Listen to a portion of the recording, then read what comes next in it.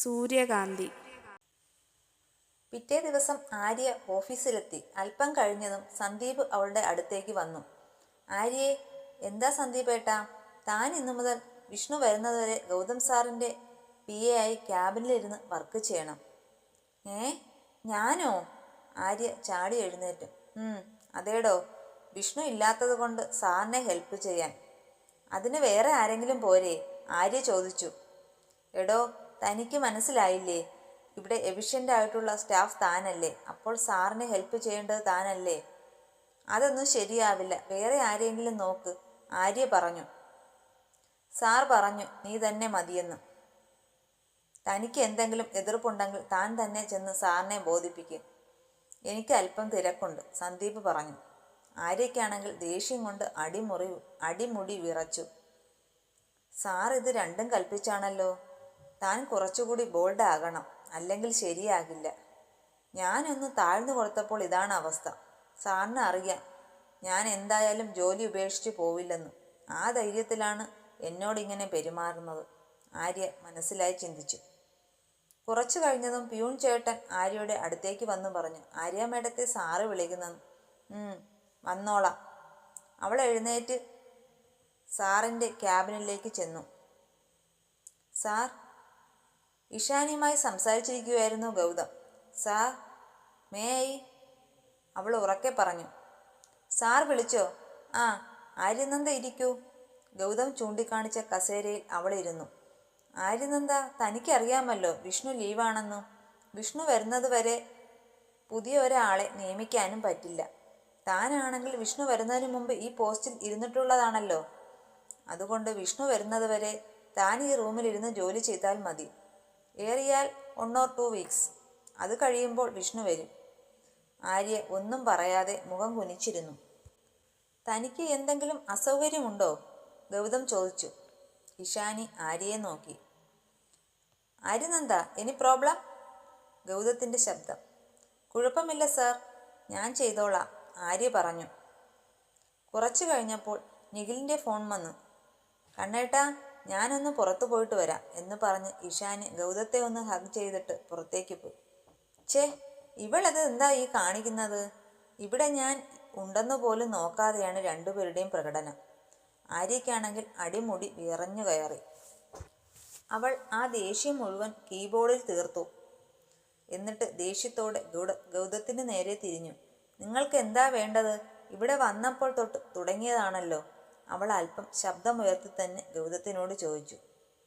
എനിക്ക് വേണ്ടത് എന്താണെന്ന് ഞാൻ മുൻപേ പറഞ്ഞതാണല്ലോ, എന്നിട്ട് നീ കേട്ടില്ലേ? അപ്പോൾ കേട്ടില്ലെങ്കിലേ ഞാൻ ഒന്നുകൂടി പറയാം. പിന്നെ കേട്ടില്ലെന്നൊന്നും പറയരുത്, ഗൗതം പറഞ്ഞു. എനിക്ക് വേണ്ടത് ഈ നന്ദക്കുട്ടിയെയാണ്. എടുത്തോട്ടെ, അവൻ പ്രണയത്തോടെ പറഞ്ഞുകൊണ്ട് അവളെ നോക്കി. കുന്തം, ദേ, ഇമാതിരി പരിപാടിയുമായി എൻ്റെ അടുത്ത് വരരുത് എന്ന് ഞാൻ പല തവണ പറഞ്ഞിട്ടില്ലേ? അതൊക്കെ സാറിൻ്റെ അടുത്ത് ഇരിക്കുന്നില്ലേ, അവളോട് മതി, എന്നോട് വേണ്ട. ഞാനൊരു പാവമാണ്, എന്നെ വിട്ടേരെ, എങ്ങനെയെങ്കിലും ജീവിച്ചു പൊയ്ക്കോട്ടെ ഞാൻ. എനിക്കിതൊന്നും ഇഷ്ടമല്ല. ഇനിയും എന്നെ ശല്യം ചെയ്യുമെങ്കിൽ ഞാൻ കൃഷ്ണകുമാർ സാറിനോട് പറഞ്ഞു കൊടുക്കും. കിതച്ചുകൊണ്ട് പറയുന്നവളെ ഗൗതം ഉറ്റുനോക്കിക്കൊണ്ടിരുന്നു.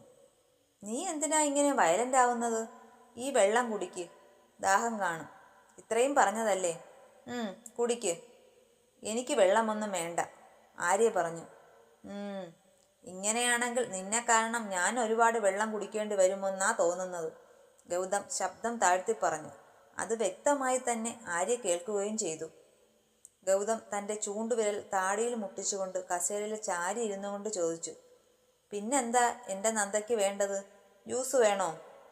എനിക്കതൊന്നും ഇഷ്ടമല്ല. പിന്നെ നിനക്കെന്താ ഇഷ്ടം? എന്നോട് പറയ്, ഞാൻ സാധിച്ചു തരാം. അതൊന്നും സാറ് അറിയണ്ട. സാറ് എൻ്റെ ഇഷ്ടം അറിയാൻ നിൽക്കാതെ സാറ് പോയി സാറ് കല്യാണം കഴിക്കാനിരുന്ന ഒരുവളില്ലേ, അവളുടെ ഇഷ്ടം പോയി തിരക്കി അറിഞ്ഞങ്ങ് സാധിച്ചു കൊടുത്തേക്ക്. അല്ലാതെ എൻ്റെ പുറകെ നടന്ന് സമയം കളയാതെ. ഞാൻ കല്യാണം കഴിക്കുന്നവളുടെ കൂടെയാ ഇഷ്ടം തിരക്കിയത്. അവനത് പറഞ്ഞപ്പോൾ ആര്യ അവൻ്റെ മുഖത്തേക്ക് നോക്കി. അപ്പോൾ സാറ് ഇഷാനി മേഡത്തെ അല്ലേ വിവാഹം കഴിക്കുന്നത്? വാട്ട്? ഇഷാനിയോ? തന്നോടിത് ആരാ പറഞ്ഞത്? ഗൗതം ചോദിച്ചു. ആര് പറഞ്ഞാലെന്താ, ഞാൻ പറഞ്ഞത് സത്യമല്ലേ? ആര്യ ദേഷ്യത്തോടെ ചോദിച്ചു. ഓഹോ, അപ്പോൾ അങ്ങനെയാണ് കാര്യങ്ങളുടെ കിടപ്പ്. അതാണ് തൻ്റെ ഈ മനംമാറ്റത്തിന് കാരണമല്ലേ? ഇപ്പോഴാണ് എനിക്ക് മനസ്സിലായത്. ശരിയാക്കി തരാം ഞാൻ, ഗൗതം മനസ്സിലായി ചിന്തിച്ചു. ഗൗതം ചെയറിൽ നിന്ന് എഴുന്നേറ്റ് അവളുടെ അടുത്തേക്ക് വന്ന് ശബ്ദം താഴ്ത്തിക്കൊണ്ട് പറഞ്ഞു, ഞാൻ നിന്നെയും കൊണ്ടേ പോകൂ. അവളുടെ കാതോരം ഒഴിഞ്ഞിട്ട് ഒന്നും അറിയാത്ത പോലെ അവൻ വെളിയിലേക്ക് പോയി. ഈശ്വരാ, ഇയാൾക്കിത് എന്തിൻ്റെ കേടാണ്? അയാൾ പറഞ്ഞതെന്താ? എന്നെയും കൊണ്ടേ പോകൂ എന്നാ? അപ്പോൾ അയാൾക്ക് എന്നെ വെറുതെ വിടാൻ ഒരു ഭാവവുമില്ലേ? ഹോ, എൻ്റെ വിഘ്നേശ്വര, ഉള്ള സമാധാനവും പോയി കിട്ടി. ഇനി ഞാൻ എന്തു ചെയ്യും? അവൾ തല പുകഞ്ഞ് ആലോചിച്ചു. കുറച്ചു സമയം കഴിഞ്ഞപ്പോൾ ആര്യ തൻ്റെ വർക്ക് ചെയ്യാൻ ആരംഭിച്ചു. അപ്പോഴേക്കും ഗൗതം അങ്ങോട്ട് കയറി വന്നു. ഗൗതത്തിൻ്റെ ഫോൺ റിങ് ചെയ്തു. പേര് കണ്ടപ്പോഴേ ചുണ്ടിലൂറിയ ചിരിയുമായി ഗൗതം ഫോൺ എടുത്തു. സംസാരിക്കാൻ തുടങ്ങി. സംസാരം കേട്ടപ്പോഴേ മനസ്സിലായി അത് ഇഷാനിയാണെന്ന്. ഓ, അവളായിരുന്നോ? അതാ ഇത്ര കിണി. കൊഞ്ചിക്കുഴയുന്നത് കണ്ടില്ലേ, വൃത്തികെട്ടവൻ. ആര്യയ്ക്ക് ദേഷ്യത്താൽ മുഖം വീർപ്പിച്ചിരുന്നു. ഇഷാനി വിളിച്ചത് നിഖിലിൻ്റെ കൂടെ ഒന്ന് കറങ്ങിയിട്ട് വീട്ടിലേക്ക് പോകും, ഇനി ഓഫീസിൽ വരുന്നില്ല എന്ന് പറയാനാണ്. ഇങ്ങനെ വീർപ്പിക്കല്ലേ പെണ്ണെ എന്ന് പറഞ്ഞ് ഗൗതം ആര്യയുടെ കവിളിലായി ഒരു കുത്തു കൊടുത്തു. ഛേ, എന്തായത്? ആര്യ ദേഷ്യത്തോടെ മുഖം തിരിച്ചു.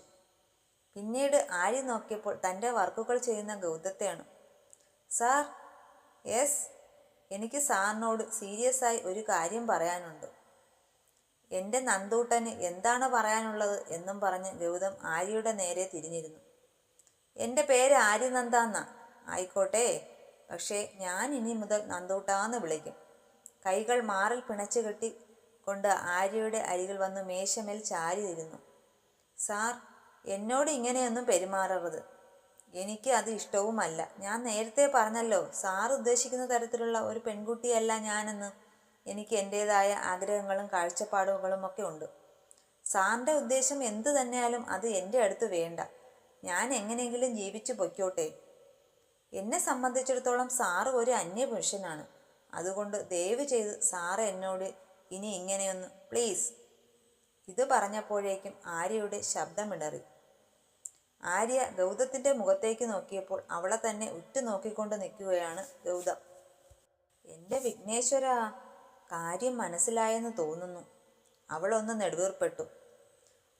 ആര്യ ക്ലോക്കിലേക്ക് നോക്കിക്കൊണ്ട് പറഞ്ഞു, സാർ, ടൈമായി, ഞാൻ ഇറങ്ങുന്നു. എന്നിട്ട് ബാഗും എടുത്ത് വേഗത്തിൽ ഡോറിൻ്റെ അടുത്തേക്ക് നടന്നു. ആര്യനന്ദ, ഗൗതത്തിൻ്റെ വിളിയൊച്ച കേട്ടതും അവൾ തിരിഞ്ഞു നോക്കി. അവൻ വേഗം തന്നെ അവളുടെ അടുത്തായി വന്നു നിന്നുകൊണ്ട് ആര്യയുടെ ഇടുപ്പിലായി കൈ ചേർത്ത് പിടിച്ച് അവളെ തന്നോട് അടുപ്പിച്ചുകൊണ്ട് കാതിലായി പറഞ്ഞു, ഐ ലവ് യു നന്ദ. പെട്ടെന്ന് തന്നെ ആര്യ ഗൗതത്തിൻ്റെ പിടി വിടുവിച്ചു. എന്നിട്ട് അവനെ കൂർപ്പിച്ചു നോക്കി. അപ്പോൾ ഞാൻ അന്യനായതാണ് നിനക്ക് പ്രശ്നമല്ലേ? അത് നമുക്ക് സെറ്റാക്കാം, പോരെ എൻ്റെ നന്ദക്കുട്ടി? ദേ, ഇങ്ങനെ നോക്കല്ലേ, എടുത്ത് കടിച്ചു തിന്നും ഞാൻ, കേട്ടോ? അവൻ്റെ ശ്വാസം തട്ടിയതും ആര്യ പിന്നീട് അവിടെ നിൽക്കാതെ ഡോർ തുറന്ന് വെളിയിലേക്ക് പോയി. എൻ്റെ വിഘ്നേശ്വര, സാറ് നന്നാവുന്ന ലക്ഷണമൊന്നുമില്ല. സാറ് ഇങ്ങനെയൊക്കെ പെരുമാറുമ്പോൾ അറിയാതെ തൻ്റെ മനസ്സും കൈവിട്ടു പോകുന്നു. എന്നെ കൂടുതൽ വിഷമത്തിലാക്കരുതേ എന്ന് പ്രാർത്ഥിച്ചുകൊണ്ട് ആര്യ ബസ് സ്റ്റോപ്പിലേക്ക് നടന്നു. ഇഷാനിയുടെയും നിഖിലിൻ്റെയും കാര്യം ഗൗതം തന്നെ വേണുവിനോടും വനജയോടും സംസാരിച്ചു. ആദ്യം കുറച്ച് എതിർത്തെങ്കിലും പിന്നീട് ഗൗതം കാര്യങ്ങൾ പറഞ്ഞ് മനസ്സിലാക്കി അവരെ അനുനയിപ്പിച്ചു. പിന്നീട് ഇഷാനിയുടെ സന്തോഷത്തിനായി അവർ വിവാഹത്തിന് സമ്മതിച്ചു. അവളെ വിഷമിപ്പിക്കുന്നത് അവർക്ക് ഇഷ്ടമല്ലായിരുന്നു. കാര്യങ്ങൾ തീരുമാനിച്ചത് അനുസരിച്ച് ഒരു ദിവസം നിഖിലിൻ്റെ അച്ഛനും അമ്മയും നിഖിലും കൂടി വന്ന് ഇഷാനിയെ പെണ്ണ് കണ്ടു. 1 മാസത്തിനകം എൻഗേജ്മെൻറ്റ് നടത്താമെന്നും തീരുമാനിച്ചു. അപ്പോഴേക്കും വേണുവും എത്തും. ആര്യയ്ക്ക് ഗൗതത്തിനോടുള്ള പിണക്കം തുടർന്നുകൊണ്ടേയിരുന്നു. ഗൗതമാണെങ്കിൽ അതൊന്നും മൈൻഡ് ചെയ്യാതെ അവളുമായി കൂടുതൽ അടുക്കാൻ ശ്രമിച്ചുകൊണ്ടേയിരുന്നു. വിഷ്ണുവിൻ്റെ അച്ഛൻ്റെ ഓപ്പറേഷൻ കഴിഞ്ഞു. കുറച്ച് പ്രശ്നങ്ങൾ ഉള്ളതിനാൽ പതുക്കെ വന്നാൽ മതിയെന്ന് ഗൗതം വിഷ്ണുവിനോട് പറഞ്ഞു. അത്രയും നാൾ തനിക്ക് ആര്യയെ അടുത്ത് കിട്ടുമല്ലോ എന്നായിരുന്നു ഗൗതത്തിൻ്റെ മനസ്സിൽ. ദേവിക ഓഫീസിൽ വന്നു തുടങ്ങി. ഇപ്പോൾ 2 പേരും കൂടിയാണ് ഓഫീസിൽ വരുന്നതും പോകുന്നതുമൊക്കെ. ദേവികയുടെ വരവ് ആര്യയ്ക്ക് കുറച്ചൊരാശ്വാസം നൽകി. മോളെ, നാളെ കല്ലുമോളുടെ പിറന്നാളാ. രാവിലെ മോള് കല്ലുവിനെയും കൊണ്ട് അമ്പലത്തിൽ പോകണേ, മുത്തശ്ശി പറഞ്ഞു. അതും മുത്തശ്ശി, ഞാൻ മോളെയും കൊണ്ട് അമ്പലത്തിൽ പോയിട്ട് പിന്നീട് ഞാൻ ഓഫീസിൽ പോകാൻ ലേറ്റാകും. എന്നാൽ ഞാനും കൂടി വരാം. ഞാൻ മോളെയും കൊണ്ട് ഇങ്ങ് വരാം. മോൾക്ക് അവിടെ നിന്ന് അങ്ങ് ഓഫീസിലേക്ക് പോവുകയും ചെയ്യാം. എങ്കിൽ അങ്ങനെ ചെയ്യാം മുത്തശ്ശി, ആര്യ പറഞ്ഞു. പിറ്റേ ദിവസം അമ്പലത്തിൽ പോകാനായി കുളിച്ചു വന്നപ്പോഴാണ് ആര്യ ഡ്രസ്സിനെ കുറിച്ച് ഓർത്തത്. ചുരിദാർ ഒന്നും അത്ര നല്ലതല്ല. പിന്നീടുള്ളത് ഗൗതം അന്ന് മീറ്റിങ്ങിന് പോയപ്പോൾ വാങ്ങിക്കൊടുത്ത ധാവണിയാണ്. അതവൾക്ക് ഒരുപാട് ഇഷ്ടവുമായിരുന്നു. പക്ഷേ ഇപ്പോൾ ഇത് ധരിക്കാൻ മനസ്സ് അനുവദിക്കുന്നില്ല. പിന്നീട് മനസ്സില്ലാ മനസ്സോടെ ധാവണിയും ചുറ്റി ഒരുങ്ങിയിറങ്ങി. ധാവണിയിൽ അതിസുന്ദരിയായിരുന്നു ആര്യ. കല്ലുവിനാണെങ്കിൽ പുതിയ പട്ടുപാവാടയും ബ്ലൗസും ഇട്ട് അതിൻ്റെ ഭംഗി ആസ്വദിക്കുകയാണ്. എല്ലാവരുടെയും അടുത്ത് ചെന്ന് പാവാട കറക്കി കാണിച്ചുകൊണ്ട് കൊള്ളാവോ എന്ന് ചോദിക്കുന്നുമുണ്ട്. 3 പേരും കൂടി അമ്പലത്തിലേക്ക് പുറപ്പെട്ടു. ചേച്ചി, കേക്ക് വാങ്ങില്ലേ? മോളെ, വൈകിട്ട് ഓഫീസിൽ നിന്ന് ചേച്ചി വരുമ്പോൾ വാങ്ങിക്കൊണ്ടുവരും കേക്ക് കേട്ടോ, ആര്യ പറഞ്ഞു. അത് കേട്ട് കല്ലു സന്തോഷത്തോടെ തലകുലുക്കി. അമ്പലത്തിലെത്തിയ ആര്യയും മുത്തശ്ശിയും കല്ലുവും തൊഴുതു പ്രാർത്ഥിച്ച് വഴിപാടുകളൊക്കെ നടത്തി. ആര്യ വേഗം തന്നെ അവിടെ നിന്ന് ഓഫീസിലേക്ക് പോയി. ദേവികയോട് തന്നെ കാത്തു നിൽക്കേണ്ട, പൊയ്ക്കോളാൻ ആര്യ വിളിച്ചു പറഞ്ഞിരുന്നു. പതിവ് സമയത്ത് തന്നെ അവൾ ഓഫീസിലെത്തിച്ചേർന്നു.